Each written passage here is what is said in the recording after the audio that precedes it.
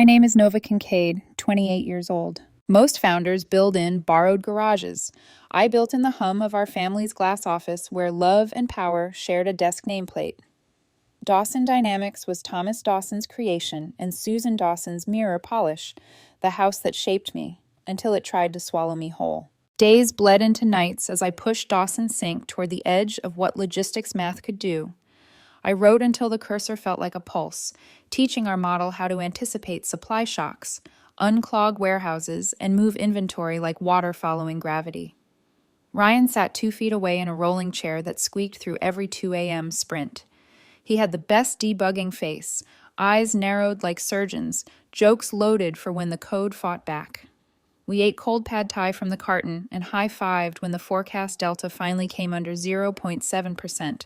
When the pilot hit, it hit like summer lightning.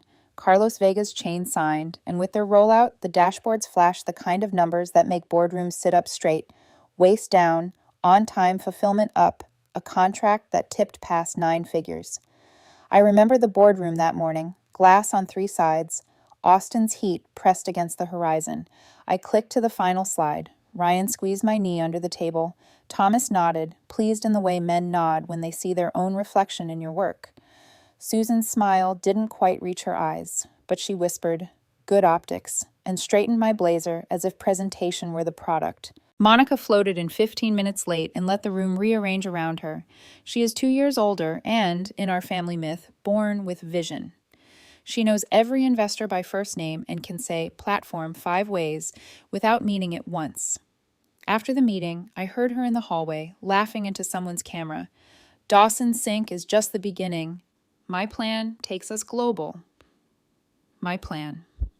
I kept walking. If I stopped to correct every theft of credit, I'd never ship a build. That spring, the PR machine decided Monica was the face. Photo shoots, panels, a profile calling her the strategist behind Dawson's stunning rise. The piece misspelled my last name and called me lead developer, singular, like I'd been attached to her idea with duct tape. At a tech meetup by Dell, I caught a whisper that carried like smoke. Claire's brilliant, but Monica's the leader. Claire, I didn't correct the name. Choosing battles is a survival skill. At the family barbecue, Monica pitched Dad an expansion deck over ribs. We penetrate APAC by Q3. Think omni-channel orchestration, she said, eyes bright, empty as chrome. I opened my mouth to talk capacity constraints and model drift if we scaled too fast. Susan laid a hand on my wrist without looking at me. Let your sister shine, Nova. The potato salad tasted like chalk after that. Ryan dragged me to Ladybird Lake that night to walk off my temper.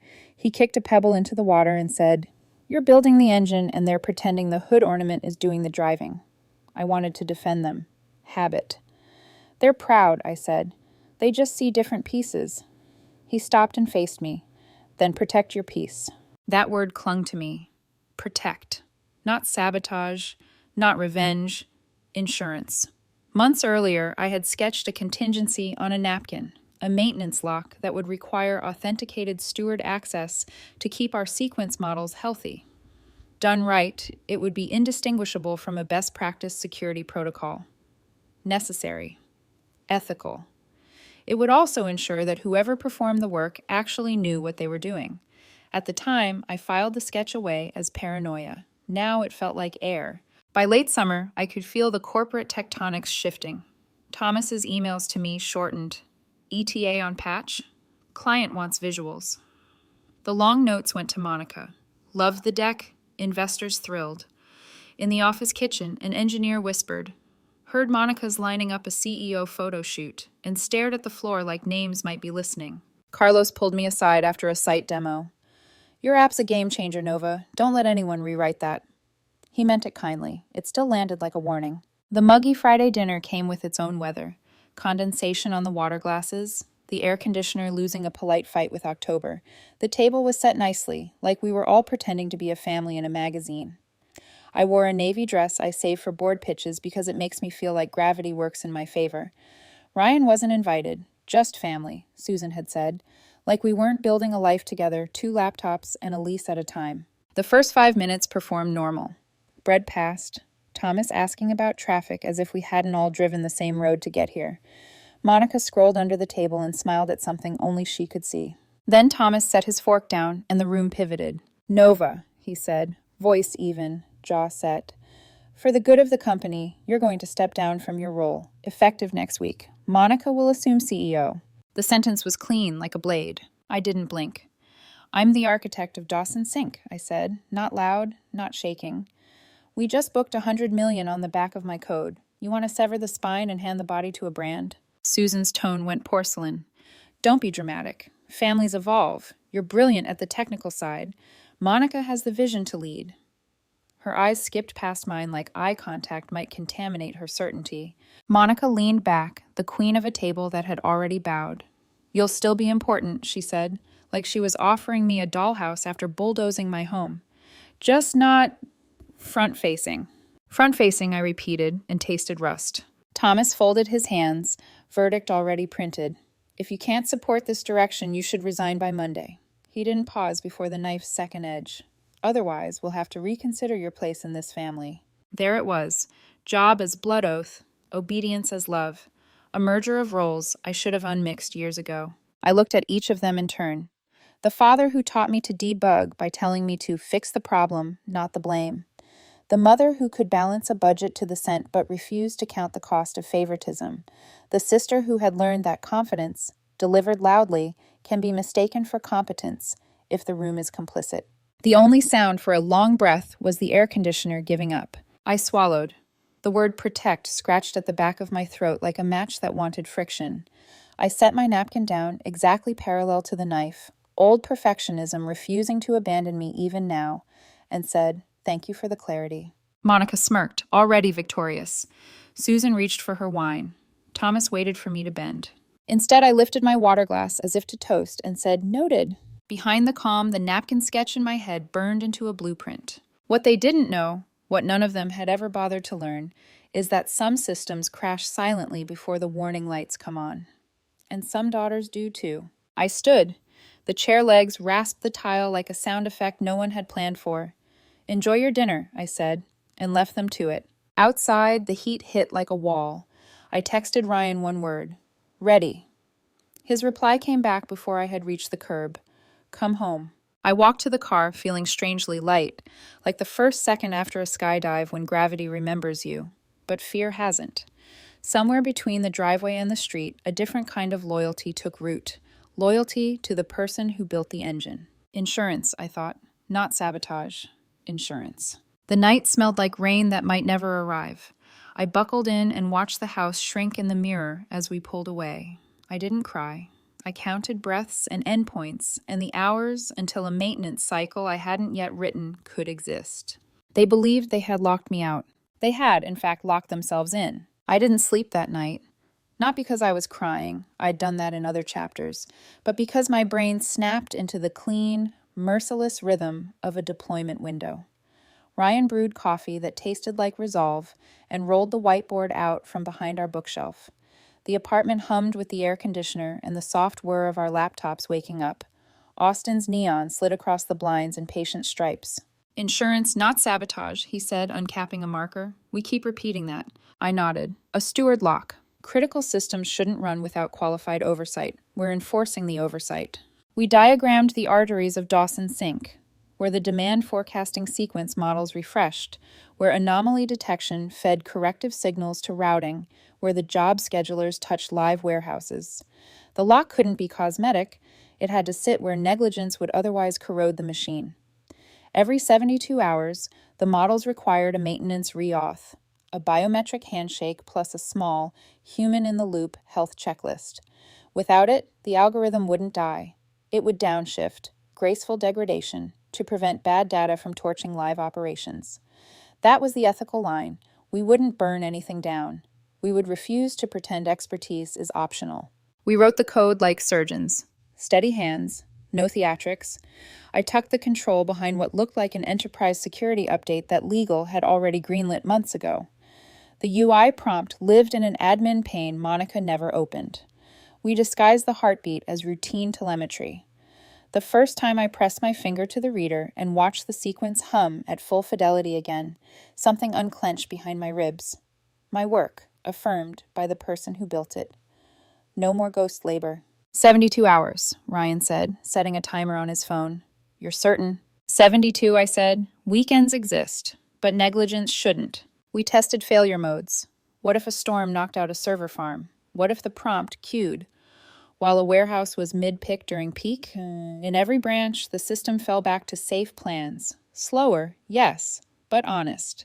The app would not lie to look competent. At 3:14 a.m., I pushed the update, watched the canary cluster swallow it without complaint, then expanded the blast radius. In my chest, the old loyalty rustled once, like a bird trying to make a nest from wire, and fell still. By morning, the city had shifted from sodium orange to a pale blue that makes everything look possible. I showered, braided my hair with hands that shook only a little, and answered 2 client emails out of habit before catching myself. Not my job anymore. The timer on Ryan's phone ticked down from 3 days like a secret breath. The first day passed in the soft thud of ordinary life. I ran along Lady Bird Lake and didn't look at the building where Monica was probably recording a video about visionary leadership. I answered a message from Carlos about a minor feature request, courteous and neutral. I cooked dinner with Ryan, burned the garlic, and laughed. I put my phone face down and let silence be an instruction. On the second day, my mother's number lit my screen while I was lining up for coffee. I stared at the name the way you stare at a shore you've just swum away from. I let it go to voicemail. Her text followed immediately. Family dinner got heated. Your father didn't mean that. We'll talk soon. I typed and erased 3 responses, then slid the phone back into my pocket. Boundaries hold better when they're not a performance. The third day arrived like weather, inevitable. At 9:06 a.m., the lock pulsed for its first re-auth prompt. I imagined the screen blinking in the admin pane no one had taught Monica to open. I imagined an engineer seeing the notice, sending a Slack ping to a manager, who sent it to Monica, who posted a sunlit selfie captioned, "Heads down," building, instead of reading her inbox. At 11:40 a.m., Carlos called. His voice was glass. Nova. Our Dallas DC is reporting lags. Pick lists aren't optimizing. Truck routes look dumb. Define dumb, I said, already opening a private dashboard I shouldn't have access to anymore, but did, because archivists of their own lives keep copies. Backhauls not utilized. Priority SKUs delayed, he said. Your miracle just caught a cold. It's designed to slow when maintenance isn't performed, I said, keeping my tone measured, to protect you from bad recalibration. Maintenance, he repeated. We were told this thing runs itself. No serious system runs itself, I said. It runs with good caretakers. He exhaled his irritation. Well, our caretakers are texting on it, and nothing's on anything. We've got 5 trucks idling. I'm not calling to be philosophical. I understand, I said. I'm no longer on staff. You'll want Monica to... Monica, he said, dead flat. The one who said the word synergy 5 times in a sentence? Fine, I'll call. He hung up. 23 minutes later, Dad. I watched the phone blink. Then the family lawyer, Daniel. Then Mom again. Then Mom and Dad together. A group text appeared that was somehow worse than a call. We need to talk. Critical. I put the phone face down, breathed, and answered the easiest problem in my house. A wobbly table leg. The hex key bit the screw like a clean answer. At 2:18 p.m., an engineer I mentored once, sweet kid, brilliant, sent a DM from her personal account. We have a maintenance re-auth alert. Can't find the module in docs. Do you know? And then, as if she remembered things that can be used against girls who help, hope you're well. I typed back, you're a star. Ask at your leadership for guidance. It felt cruel. It felt necessary. By 3:00 p.m., the reports multiplied. Slow, glitchy, not catastrophic, just dumb. The way complacency reads as catastrophe when you've been coasting on excellence. I pictured the conference room, Monica pacing, performance makeup too heavy in daylight, interns refreshing dashboards with the prayerful violence of the inexperienced. I didn't take pleasure in the image. I took inventory. At 4:02 p.m., Susan called again. I answered, because every boundary has a hinge. Her voice came in low, urgent, practiced for hostage negotiations. Nova, there's some kind of lock. Things are backing up. We have a board call at 5. It's a routine maintenance protocol, I said. The system needs qualified oversight to remain at peak. You installed this? She asked, not quite accusatory, not quite proud. I designed stewardship, I said. You designed a narrative where stewardship is optional. We need your help, she said, bypassing the moral and landing in the practical. Come in. Do the whatever. The scanning. My name in your mouth sounds like a problem you need solved, I said. At dinner, you said my place here depended on making Monica CEO. Silence. Then, we said things we didn't mean. You meant them, I said, and surprised us both with how gentle it came out. Please, she said, and the word fell like a coin into a well with no water. I'm not the emergency contact for people who set the fire, I said. There are engineers on staff who can read. Nova, she whispered, you're hurting the company your father built. I protected the clients your press releases promised, I said. This is the cost of confusing leadership with vocabulary. I hung up after saying goodbye, because manners are the last fence to rot. At 7:12 p.m., my timer chimed to mark the 72-hour window plus grace. Ryan looked up from his laptop. And? And the airplanes will still land, I said. Just not as prettily. He studied my face. Do you want them to fail? I considered the question the way you consider a warning label you wrote yourself. I want them to stop running my work like it's a self-cleaning oven, I said. I want truth to cost what it always cost me. We ate on the floor because the couch was covered in whiteboard markers and mock-ups of better futures. Between bites, I drafted a single, neutral email to Daniel. I no longer hold a role at Dawson Dynamics.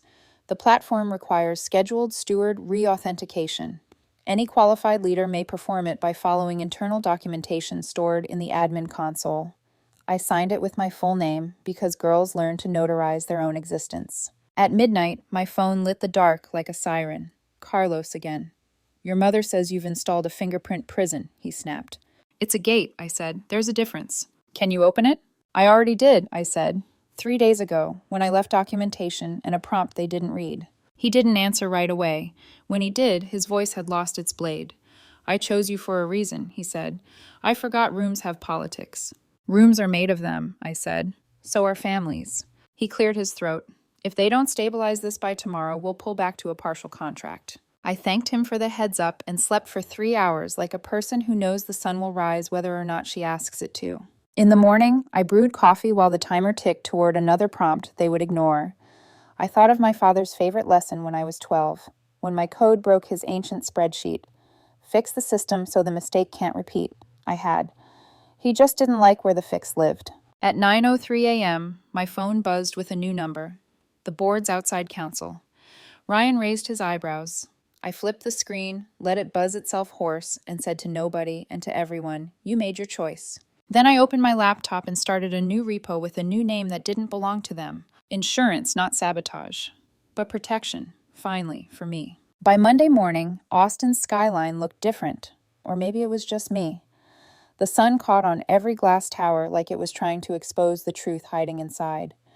Ryan handed me a mug of coffee and said, You're officially trending on the inside. I raised an eyebrow. Trending? He turned his phone toward me. An internal Dawson Slack message leaked to a forum. Kincaid's lock is crippling operations. My stomach tightened. They're calling it my lock? He smirked. If it helps, the engineers are quietly cheering you. Half the comments say, finally, accountability. The other half think you've staged a corporate coup. I laughed once, short, sharp, not yet. By noon, the situation hit critical mass. Carlos Vega's company, Dawson's golden client, filed a formal notice. System inefficiencies had cost them $4.7 million in 3 days. The clause for negligent maintenance was clear. They wanted restitution or an immediate fix. That's when the knock came. 3 of them.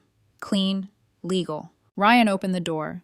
Standing there was Daniel Harper, Dawson Dynamics' longtime attorney, briefcase polished to a mirror.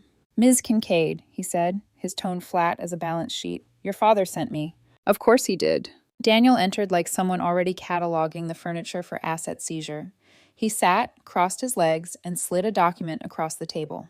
Thomas requests your cooperation to restore DawsonSync. Name your terms. Ryan leaned against the counter, arms folded. She already did. It was called respect. Daniel ignored him. His eyes stayed on me. Nova, the board has authorized me to offer full consulting pay. They need this lock cleared before the market opens tomorrow. You'd be compensated appropriately. How appropriately? I asked. He blinked. Whatever you think fair. Ryan's grin was almost feral. 2,000 an hour. Daniel's pen froze mid-note. Excuse me? Ryan didn't flinch. That's the going rate for genius under duress. Daniel hesitated, then nodded. Done. Send an invoice. And just like that, I was rehired, not as a daughter, not as an employee, but as a line item. When I walked back into Dawson Dynamics that afternoon, the air felt thinner, like the building itself knew it was under new management. Mine. Brenda, the receptionist who used to whisper good luck before board meetings, gawked. Nova, you're back? I smiled faintly. Consulting. Temporary? Reality check, I said. I took the elevator to the top floor. Each ding was a countdown to a confrontation I'd replayed 100 times in my head. Thomas waited in the conference room, suit immaculate, jaw tight. Susan stood by the window, pretending to read a financial report she was probably too shaken to process. Monica was already seated, phone in hand, feigning composure. I dropped my laptop on the table and slid into a chair like I was clocking into my own courtroom. So, I said, opening my case file, you broke it. Monica's voice snapped. You sabotaged it. I didn't even look at her. If you mean I built it so unqualified leadership couldn't tank a 9-figure product, then yes, I engineered competence into the system you removed it. Thomas cleared his throat. Let's skip the theatrics. Carlos's account is hemorrhaging money. Fix it. Already did, I said, fingers flying across the keyboard. The system recognized my fingerprint instantly. The dashboard lit up in cascading green, stability returning in real time. Susan exhaled like she'd been holding her breath for a week. Thank God. I looked up. Don't thank God. Thank the documentation no one read. Monica glared. You made us look incompetent. I met her eyes. I didn't make you look anything. You did that all by yourself. Her jaw tightened, but she stayed quiet. Thomas leaned forward. Nova, we'll discuss leadership transitions once this settles. You can't hold the company hostage. I closed my laptop. Hostage implies you have something I want. You don't. Susan's voice trembled. Please stop talking like this. You're our daughter. No, I said, standing. I was your daughter until you made my work the price of belonging. For a moment, no one spoke. The only sound was the air conditioner wheezing through its vents, old, overworked, about to give out. I picked up my laptop. My hourly rate started 20 minutes ago, I said. I'll bill you for this conversation. And then I walked out. Back in my apartment, the city lights looked softer. Ryan had dinner ready. Thai again, because apparently rebellion pairs well with noodles. How'd it go? He asked, handing me a fork. Professionally, I said, then added, Monica tried to accuse me of corporate terrorism. He grinned. Did you tell her you prefer the term quality assurance? I laughed for real that time. It felt strange, like finding sunlight after months underground. We ate in companionable silence for a while. Then Ryan asked, What's next? Invoice first, I said, then strategy. What kind of strategy? The kind where they realize I'm the only reason they still exist, and I never have to step foot in that office again. He leaned back, studying me. You sound calm. I'm done fighting for a seat at their table, I said. It's time to build my own. The following week, chaos mutated into desperation. Carlos called daily now. Your patch is holding, but the system's fragile. We're reconsidering the contract. I gave him the same line every time. It's stable as long as qualified leadership maintains it. He knew what that meant. Meanwhile, Monica's PR campaign spiraled. Tech blogs started sniffing blood. One headline read, Inside Dawson Dynamics, the 100-pounder family feud, shaking Austin's tech scene. Another crueler one said, CEO Monica Dawson, all flash, no function. By Friday, Thomas summoned me again, this time with less command, more pleading. Nova, I'll double your rate. Just fix this fully, for the family. I looked him dead in the eye. For the family, I repeated. You already fired me from that. He flinched, and for the first time, I saw it. Not just regret, but confusion. Like a man realizing the map he's been using for 30 years leads nowhere. Then do it for the company, he said quietly. I zipped my laptop shut. No, I'll do it for the clients. They deserve a system that doesn't run on delusion. I left him standing there, staring at the reflection of his own empire collapsing in the conference glass. That night, an email arrived from an address I didn't recognize. Subject, we should talk. Janet Myers, CTO, Hyperpath systems. I've been following the Dawson situation. Everyone knows you built the engine. If you're open to it, I have a team that could use your mind and would actually credit it. I read it twice, then a third time. Ryan leaned over my shoulder. You gonna reply? Not yet, I said, smiling. Let them sweat a little longer. He laughed. You're terrifying. Efficient, I corrected. The truth was, part of me wanted to answer immediately, but another part, the part still raw from years of being the responsible one, needed to make peace with something else first. I looked at the clock. Midnight. 72 hours since my last reauth. Somewhere across the city, a familiar system blinked for me again, waiting for the only fingerprint it trusted. They still hadn't learned, but I had.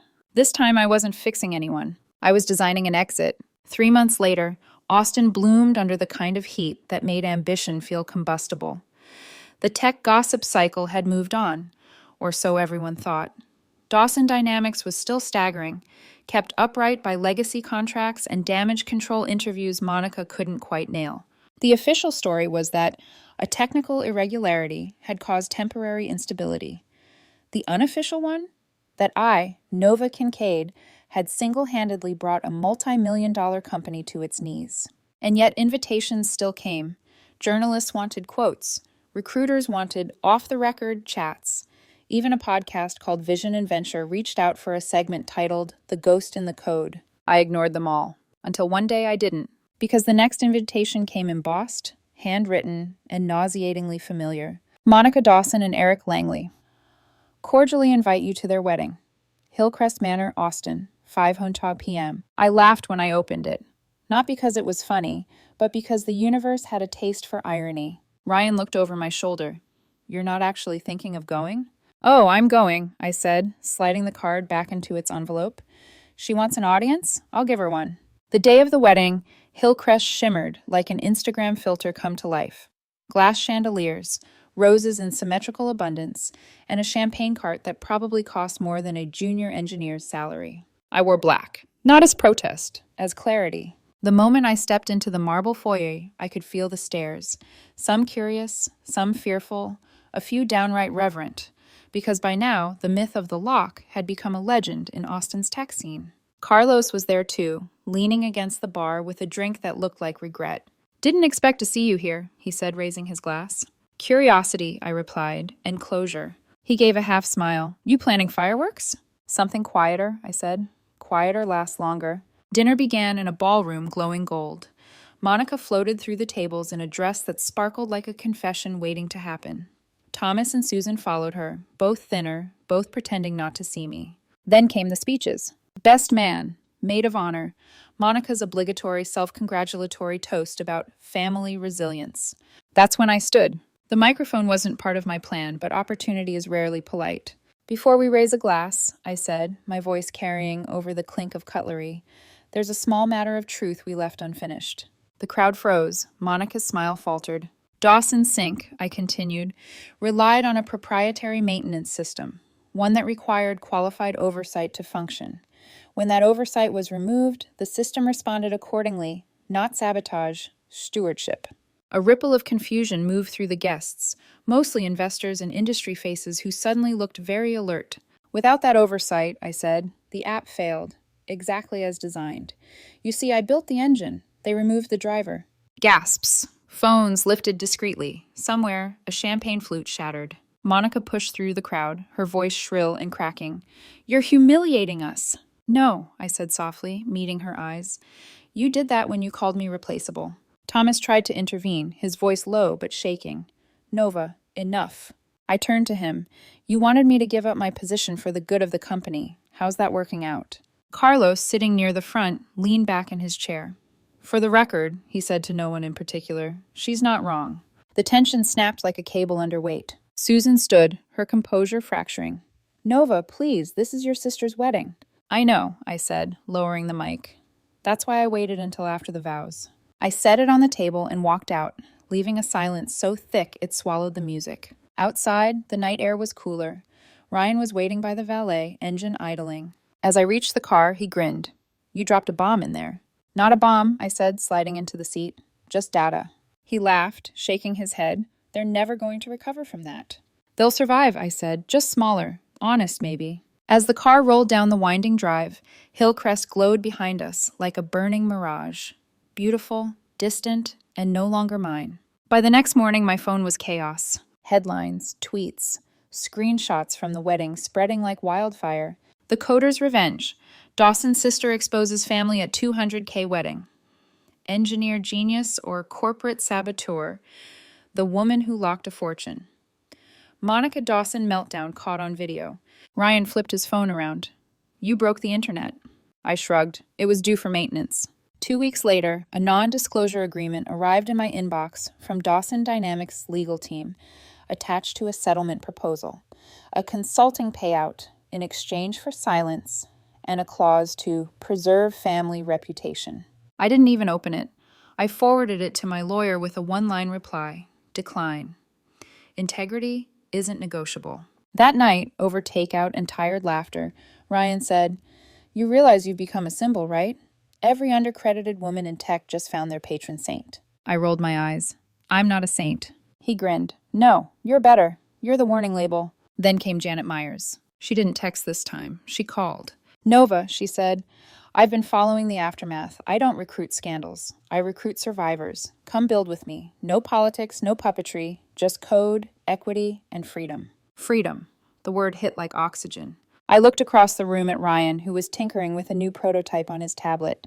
Our eyes met, and for the first time in months, I felt something that wasn't fire or fear. Send the offer, I said. 2 weeks later, I signed the contract with Hyperpath Systems. Full creative control. Equity. My name on the patents. When I walked into the new office, sunlight streaming through high windows, rows of desks humming with energy that didn't come from fear, I knew exactly what I'd built for myself.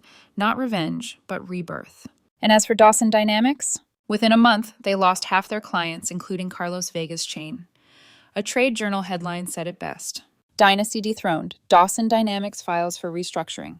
It didn't gloat, it just recorded the fall. Sometimes justice looks exactly like that. A matter-of-fact obituary written by time itself. At home, I poured 2 glasses of wine. Ryan joined me on the balcony, Austin glittering below. They'll spin this, he said. They'll say you destroyed your family. I sipped, then smiled. No, I ended the illusion that they were one. He raised his glass. 2 illusions, then. To endings, I corrected. And better beginnings. We clinked glasses, the sound sharp and certain against the hum of the city I'd finally reclaimed as my own. By the time spring came, Austin's skyline felt like a clean slate. Sharp, bright, stripped of ghosts. Dawson Dynamics, once a family empire, was little more than a cautionary headline now. Monica's wedding fiasco had gone viral for all the wrong reasons, and Thomas's legacy company was limping through restructuring meetings with debt collectors instead of investors. And me? I was reborn in glass and light, Hyperpath Systems, where my name sat on the front door, embossed beside the tail director of systems architecture. The first day I walked through those doors, I felt something I hadn't in years. Ownership. Not over people, over purpose. Janet Myers, sharp as circuitry in a linen blazer, greeted me with a grin. Welcome home, Nova. Let's build something they'll wish they'd treated better. I laughed. Careful. That sounds dangerously close to revenge. Not revenge, she said, guiding me through the lab. Proof. In 6 months, our project, Nexus Flow, hit the market. It was leaner than DawsonSync, faster, more ethical in its predictive modeling. Transparent code, sustainable algorithms, a machine that didn't just learn, it listened. When the first contracts landed, $200 million in projected revenue, Janet opened a bottle of champagne right there in the development bay. To Nova, she said, raising her glass, for teaching us that independence isn't defiance, it's design. I smiled because she was right. I wasn't running anymore. I was architecting. Ryan, now my lead engineer, and partner in every sense, kissed my temple. You built your redemption arc into a product, he whispered. Or maybe, I said, I just built a mirror that doesn't lie. But freedom has a price. Silence invites echoes. 2 months after the launch, a letter arrived at my office, written in my mother's looping script. Nova, I don't expect forgiveness, but I'm asking for understanding. Your father's lost most of what he built. Monica, she's unraveling. She keeps saying she never meant to take your place, that she thought she was protecting the family. I see now how blind I was. If you can find it in your heart, come see us. Not for the company, for us. Mom. I read it twice, then folded it neatly and placed it in my drawer. Not out of cruelty, out of control. That night, Ryan noticed the quiet. From them? He asked. I nodded. He leaned back. Do you want to go? I looked out at the city, lights scattered like unkept promises. I don't know, I said. I used to think closure came from confrontation. Now I think it comes from letting the door stay closed. He didn't push, he never did. A week later, I went anyway. Thomas and Susan had downsized to a small condo in Round Rock. The front yard was tidy but bare, the kind of neatness that hides exhaustion. When Mom opened the door, she looked smaller, softer, like someone who'd finally run out of armor. Hi, Mom, I said. Her eyes shimmered. Hi, baby. The living room still smelled like jasmine tea. A single photo of Monica's wedding sat turned backward on the side table. Dad emerged from the kitchen, shoulders stooped, voice low. You look good, Nova. Really good. So do you, I lied. We sat. The silence between us was fragile, but not hostile. Mom broke first. We were wrong, her voice trembled. I was wrong. I thought loyalty meant keeping peace, not telling the truth. Dad nodded, hands clasped. We thought we were protecting the family's image, but we forgot the family itself. I looked at them. Two people finally stripped of pretense. You hurt me, I said quietly. Not just by choosing Monica, by pretending your comfort was noble. Mom wiped her eyes. I know. There was no grand apology, no sweeping forgiveness, just the smallest of surrenders, truth spoken aloud. After an hour, I stood to leave. Mom hugged me, her hands trembling. Thank you for coming, she whispered. Thank you for asking, I said. Monica was next. She showed up at my office unannounced 2 weeks later, in oversized sunglasses and nerves she couldn't disguise. Can I have 5 minutes? She asked. I nodded toward the conference room. She sat across from me, twisting her wedding ring like it might unlock courage. I lost everything, she said. The board, the investors.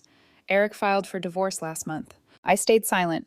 I used to think you were cold, she said, but maybe you were just awake. Her voice cracked. I'm sorry, Nova. For the lies, for taking credit, for not seeing you. I wanted to say something sharp. Instead, I said, I believe you. She looked startled. You do? Yes, I said, because guilt sounds different when it's real. She let out a shaky breath. What now? Now, I said, you rebuild, without shortcuts. She nodded. Maybe we'll talk again. Maybe, I said. She left quietly. I didn't watch her go. That night, I walked along Lady Bird Lake, the same path where Ryan once told me to protect what's mine. The air was soft, the water silver. I thought about all the versions of myself that had walked this trail. The obedient daughter, the coder, the exile, the architect. They'd all built toward this one, the woman who could stand alone without apology.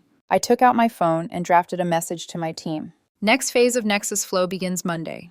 Let's design something that outlasts us. I paused, smiled, and added a second line. Integrity scales. Then I hit send. Because that was the real inheritance I'd claimed. Not the company name, not the money, not even the victory. Just the quiet knowledge that I had rewritten what legacy means. Summer came to Austin like forgiveness.